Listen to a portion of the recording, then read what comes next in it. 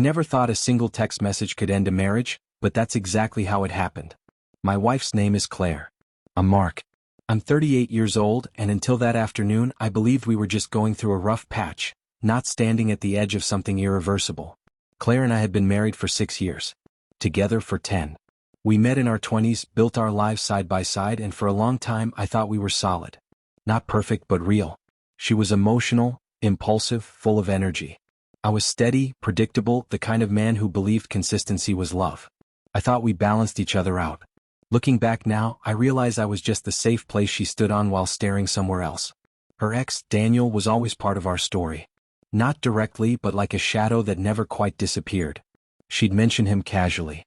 Old memories. Inside jokes from back then. I told myself it didn't matter. Everyone has a past. I didn't want to be the jealous husband. I wanted to be mature, secure, understanding. I thought trust meant swallowing discomfort and calling it strength. Then one morning, a few weeks before everything ended, she told me Daniel had reached out. He was going through a hard time. He needed someone who understood him. She said it like it was nothing, like she was telling me about a coworker's bad day.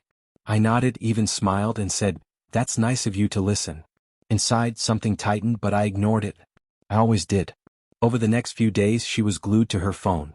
Smiling at messages she wouldn't explain. Distracted at dinner. Distant in bed. When I asked what was wrong, she said I was imagining things, that work was stressful, that I was overthinking. I apologized for asking. That's how things worked. I questioned myself instead of her behavior. The text came on a Thursday afternoon. I was at work, sitting at my desk, half listening to a meeting. My phone buzzed. I saw her name and smiled, expecting something normal. Maybe a grocery list. Maybe a heart emoji. Instead it said, "I need to be honest with you. I went on a trip with Daniel. He asked me and I couldn't say no. I'm sorry. I'll miss you." That was it. No explanation. No call. No discussion. Just a digital goodbye to a decade of my life. I stared at the screen, reading it over and over, waiting for another message to follow. Something like, "We need to talk," or, "I made a mistake." Nothing came. My hands were shaking, but my mind felt eerily calm, like something had finally clicked into place. All those moments I'd dismissed. All those feelings I'd buried. Suddenly they made sense. I called her. Straight to voicemail. I texted back, asking where she was, when she was coming home, what she meant. No response. Hours passed. Then days. She didn't block me. She just didn't reply. Silence became her answer. When I finally reached out to one of her friends, she hesitated before speaking. That pause told me everything. She said Claire had been planning the trip for weeks. That it wasn't spontaneous. That she talked about needing closure and finding herself. Words I had heard before, just never directed at me. I went home to an empty house. Her suitcase was gone. Half her clothes were missing. She'd taken her favorite jacket and left the one I bought her. The imbalance felt symbolic. I sat on the couch, staring at the wall, trying to remember when my marriage had turned into something I wasn't invited to. The anger came later. At first it was disbelief. Then humiliation. Then a deep, hollow sadness that settled into my chest.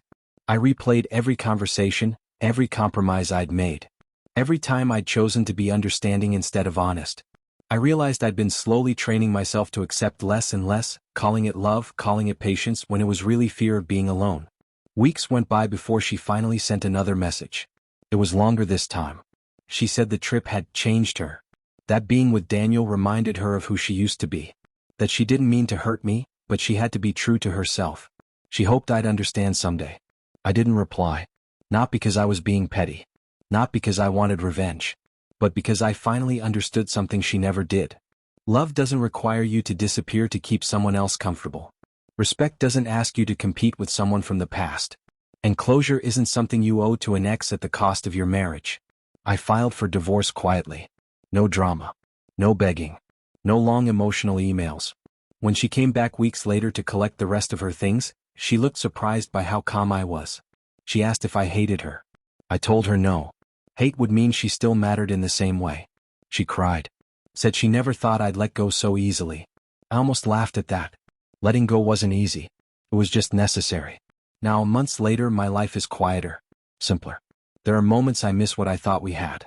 But I don't miss the version of myself that kept shrinking to make room for someone else's indecision. The text she sent me didn't just end my marriage. It ended the lie I was telling myself. And strangely enough, that loss gave me something back. My self-respect.